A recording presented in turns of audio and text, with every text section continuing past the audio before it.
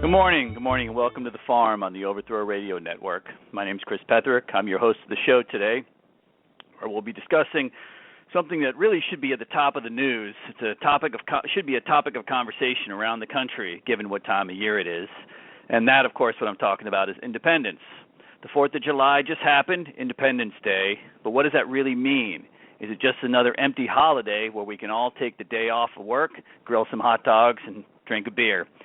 Independence Day actually marked the signing of the Declaration of Independence, which supposedly freed the colonies, our future country, from tyranny. A lot of people fought, suffered, died, so that we have the right to live free of oppression, to live the way we want to live. So here we are now, 250 years later, and we're living the American dream, right? The fortunate among us, those people who have been able to make it so far, the fortunate among us have been able to overcome the adversities of life. We've bought ourselves a little piece of earth. We've built ourselves a home that belongs to us and us alone. We don't owe anything to anyone else, and we're finally free to live as we want to. But are we really free and independent? Well, my guest today found out the hard way that we Americans are just not that free. Sure, we're free to watch whatever TV show we want. We're free to buy a six-pack of beer, even microbrews, whenever we feel like it. Every 4 years, we're free to vote for either a Republican or a Democrat for president. We are totally free, so long as we don't ever go outside of a little box, a set of standards that define what is normal in this country. I should say what is, quote, normal in this country. And that is what my guest, Robin Speronis, found out the hard way when she decided that she didn't want to live like millions of others in this country. She wanted to join the growing ranks of people who are truly living an independent lifestyle. So she cut that cord and went off the grid. And that's when she found out just how free we aren't. So with that introduction, I'd like to introduce my guest, Robin Speronis of Cape Coral, Florida. You may have read about her in newspapers around the country. Well, today you're going to hear her story directly from her without any interruptions. Good morning, Robin. Welcome to the show. Thanks for joining us today. Good morning, Chris. Thank you for having me.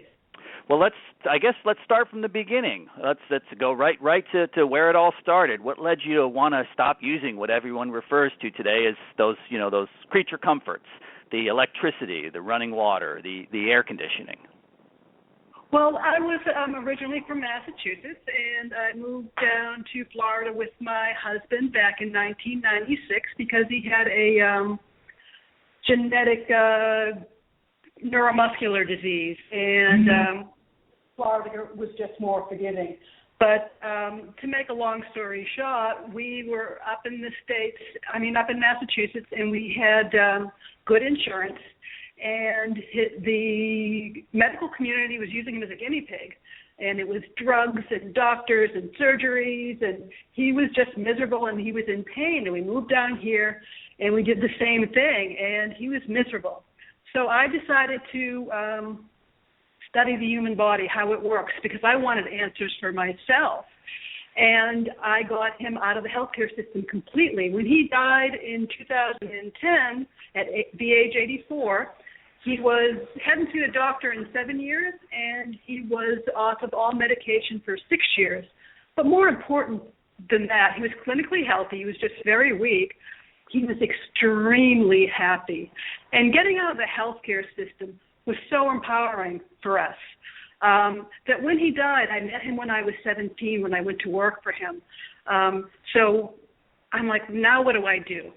And I wanted that empowerment. I wanted that feeling of empowerment for the rest of my life, my lifestyle. So I looked around and said, okay, what happens if I lose the electricity? What would I do? Or do I really need all of this stuff?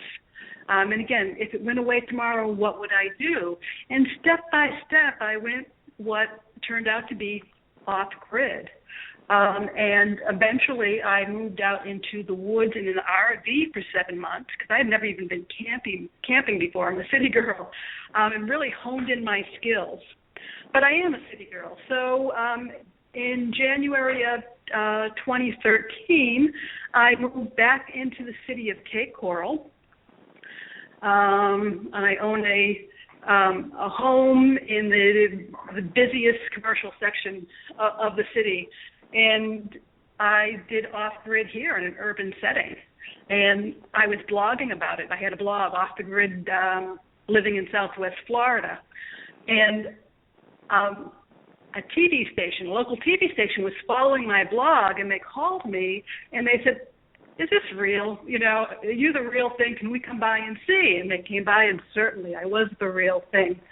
So they wanted to do a special report, like a mini documentary on my lifestyle, which they did, and that aired November 14th, 2013 on their 10 o'clock news.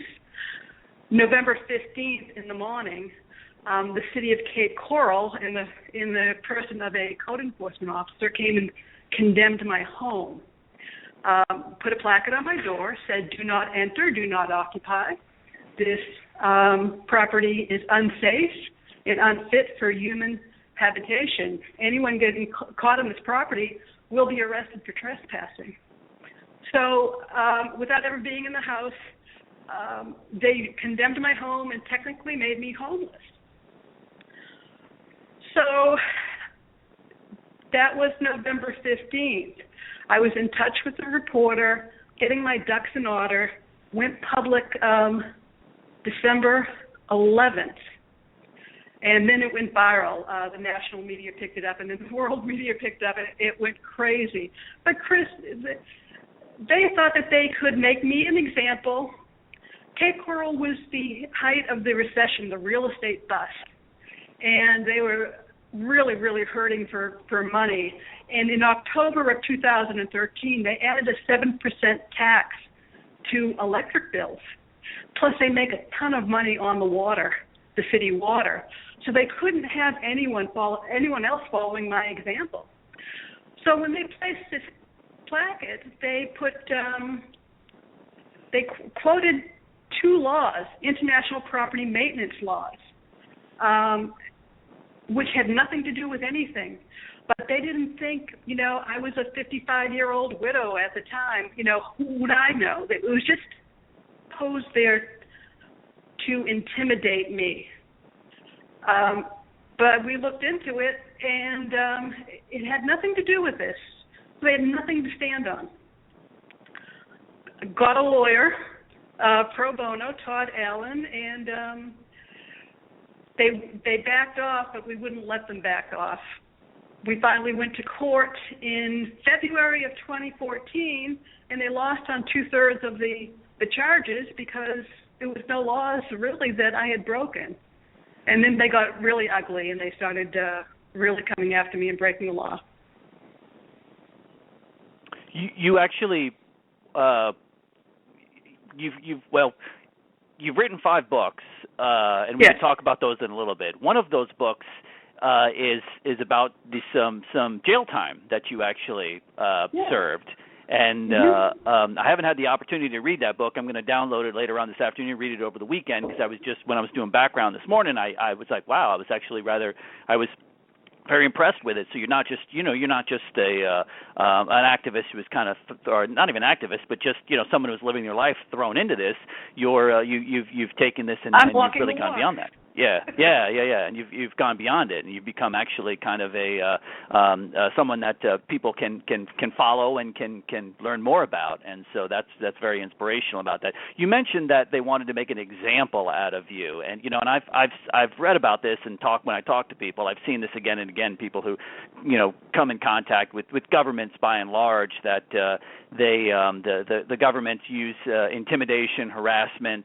And a lot of it has to do with control and revenue, money. Those are the two big issues there. But what you said, they wanted to make an example out of you. Were they really afraid that people living in Coral Gables, that they were going to have, I don't know what the population there is, but thousands and thousands of people just cutting the cord, going off the grid? I mean, this is something really that you talk to the average American, and they're just, they didn't even know what Independence Day is, let alone, the idea of actually, getting out there and trying to become independent.